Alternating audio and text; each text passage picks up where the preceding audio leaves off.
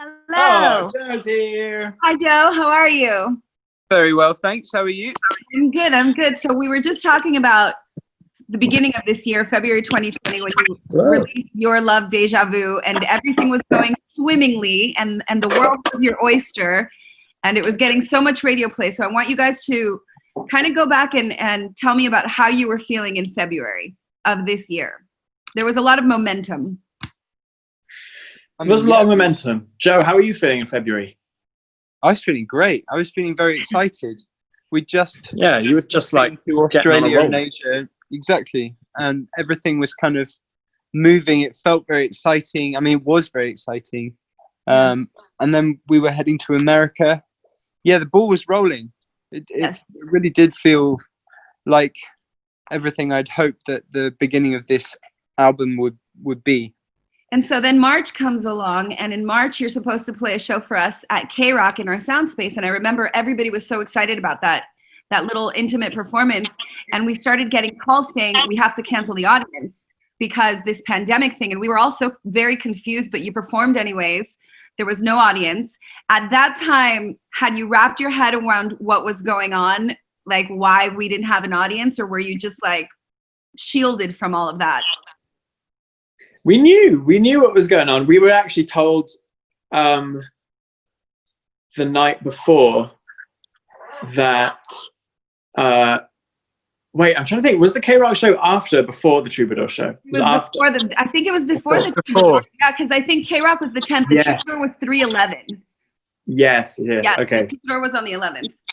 I mean, we saw it coming. We saw like Seattle at that point had announced that no gatherings of over 250 people were allowed, and so we heard whispers of stuff maybe being cancelled going forwards.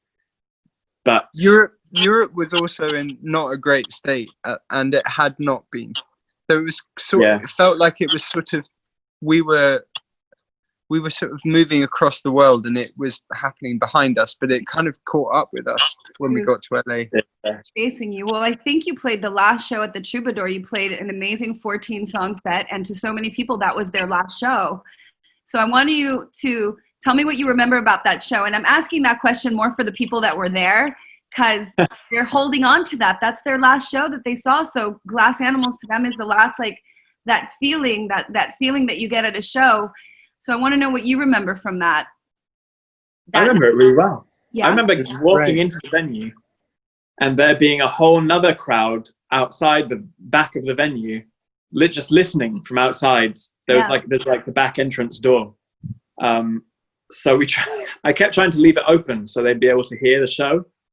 But the venue people were like kept closing it. But that was the coolest thing. Like looking out the window and there being like another huge crowd just going for it out the back. Well, now knowing now that on the other side of that, literally the next day, the world was going to hit pause. It's got to add a whole new dimension of emotion to it. So, Definitely. So you leave the Troubadour, and then when does it all shut down for you? When did they tell you guys, all right, you know this momentum that you have? Well, we need to put it on pause. So when did that happen?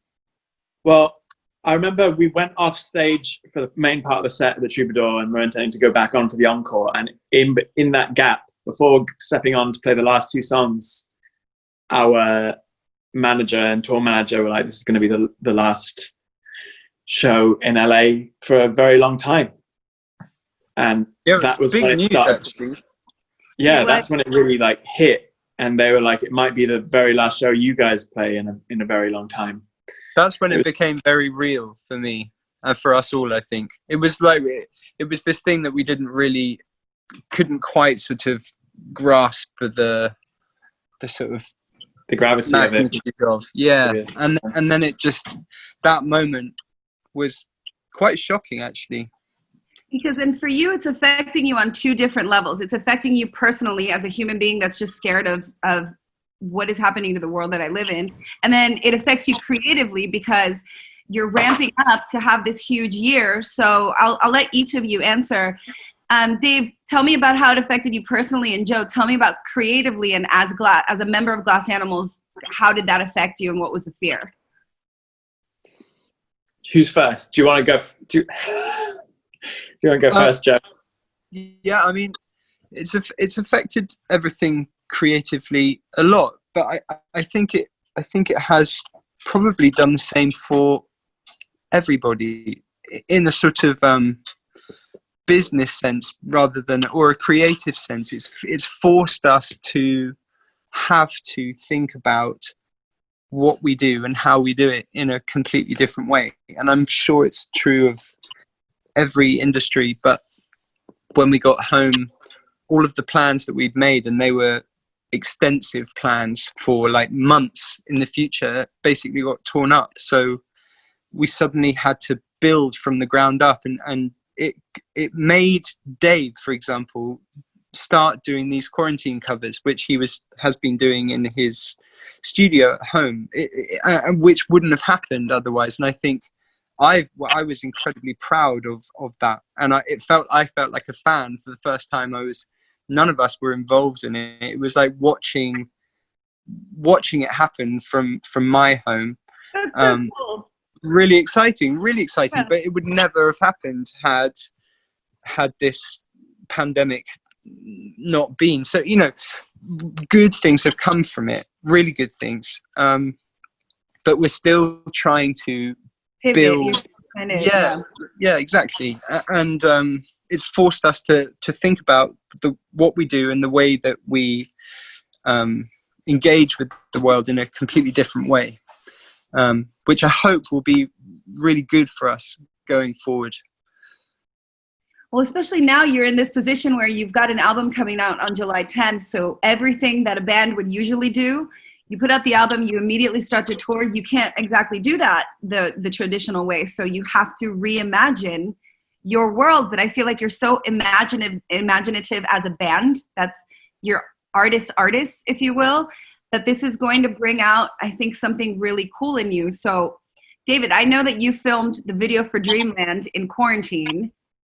Yeah. In the song, is that audio of you actually not complaining, but having trouble like with bringing equipment up and whatnot into your apartment? Yeah, that's real. That's real shit. It's amazing. It was a lot of work. There's a huge truck pulled up down the end of my road. Didn't even, would have been nice to park right outside my place, but no. No, it's 2020. Nothing's gonna be easy. Duh. I know, they didn't make it bloody easy. Oh, it's not gonna be. And then I had like 3 stories to climb with all of this equipment to get it to my place. It was me. Did you have a friend, like, or a roommate, anything? So basically, the guy who dropped it, the director purposefully told everyone around me not to help me carry things. Why? Because they wanted to watch me struggle on camera. I think that was kind of the point. And then while I was setting stuff up, if I got stuck, I could ring the director, and he'd help me out. And then somebody would help you. Okay. Yeah. But actually, basically what ended up happening is they had a kind of Zoom call running while I was filming the video on my computer, and that was just sitting at the end of the room. And they were just the director, his partner, his dog, sometimes one of his parents would be sitting there just watching me like it was a reality TV show. And then there was like we got to watch too, which is quite fun. Yeah, Joe and everyone was sent this link to just like watch me getting frustrated. That's awesome. Damn it, I wish I had that link. So weird. It was so weird. Halfway through, I was like, why don't we just live stream this to the rest of the world and see what happens? You should have. What a missed opportunity. And this is something I'm curious about because I'll never know what this feels like. I know what it feels like to not be able to go to a show, and it's the worst. I'll never take that for granted again. Like, the next time that I go to a concert, if there's a tall person in front of me, I won't get mad. Do what you want to do. But I remember, I think it was like 2015, you did 130 shows that year, and you became touring animals, like touring machines. And how does it feel? Because it's something totally different that you all get to do is what you put out every night and the energy that we exchange. How does it feel to not have that for a moment? Is it a relief because you get to rest, or is there like a hunger for it? sort of feel like I've lost a leg or something. Oh. That's it. Touring's always been something that, like, yeah, we enjoy it. We go out as friends and we do it, and it's a huge part of an album for us. You know, the album is, the music is the core, the main bit. Maybe that's the head and the body, and then the tour is like one leg, and the album artwork's another leg, and that's it. That's the album. It's the universe, and touring's part of it. Is there anything you think you either of you took for granted as far as touring? Like, is there anything that you used to complain about that you're like, man, never again? I'll never complain about that. Yes. What? Quite a lot of it. the whole thing. The whole thing.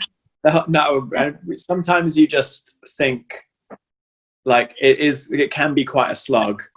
You have to wake up quite early and go do like a radio session, and then sometimes you have 2 radio sessions, and then you have to go from there to some more press interviews, and then you have to do a sound check, and then you have to do a show, and the days are really long, and sometimes you're like, oh, it would be nice to have a 9 to 5. But you miss them, don't you? Oh, yeah. I miss every second of that day. I wish I was doing all of it. Yeah.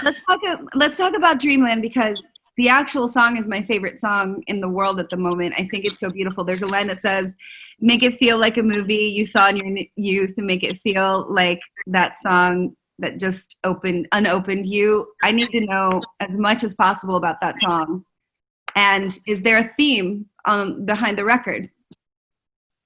There's definitely a theme behind the record. I guess that song is like the table of contents to the album. Ooh. Each line sort of asks a question that is explored in another song.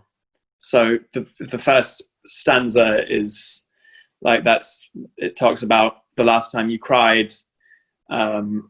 Yeah, as you said, that song that unopened you. I love that line. That's a good line. That's a good. That part of the song is amazing. It's at 1 minute and 37 seconds. That's how well I know it. Yeah, and it's asking like, what does it mean to, to be a mod? What does being a male or man mean anymore? Is that important?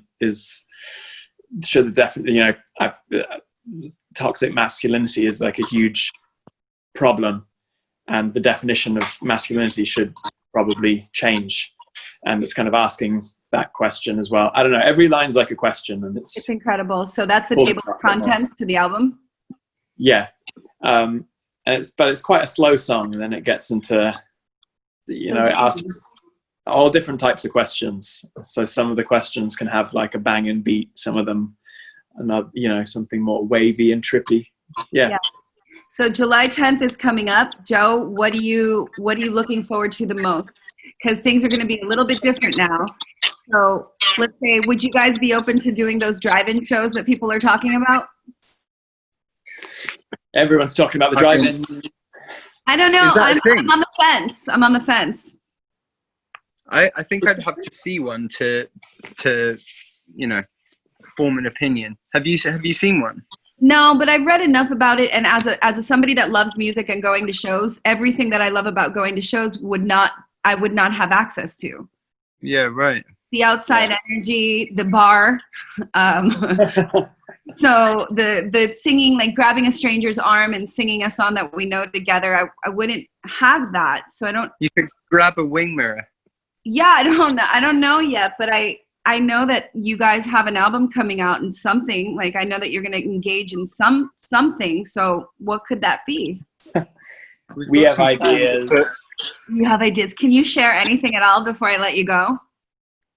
I guess it's just fine. Basically, what I love about a show, and the most important thing about a show, is the unity. It's that everybody can come together, and everyone kind of loses their ego there's like crowd mentality. Everyone kind of loses their individual ego and can basically let rip.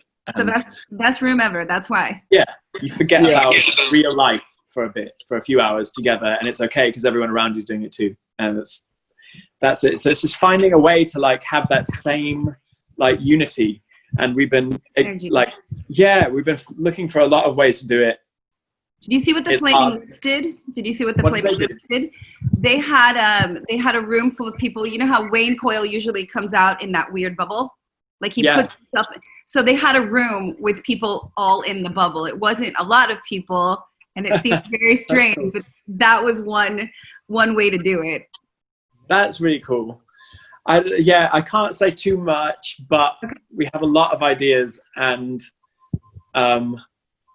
some of it even goes into like shooting the music video. The next music video that's coming out Okay. isn't filmed in a normal way. It's filmed by a lot of other people, Okay. which is kind of cool, and it's just incorporating people in a new way. So we're gonna kick off a lot of like kind of creative.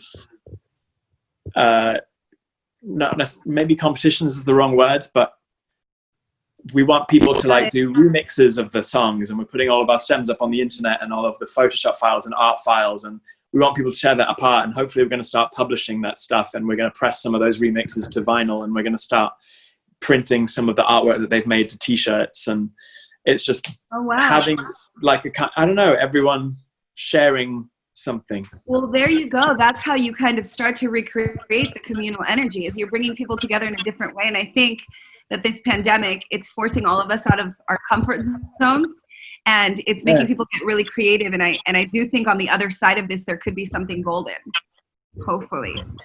I think so. We just have to adapt. Everyone has to adapt. We just have to pivot and adapt. I have one more question, because we are celebrating 1,000 years of radio. So I want to know. 1,000 years. 1,000 years. Or is it 100? I'm going to get in trouble for that.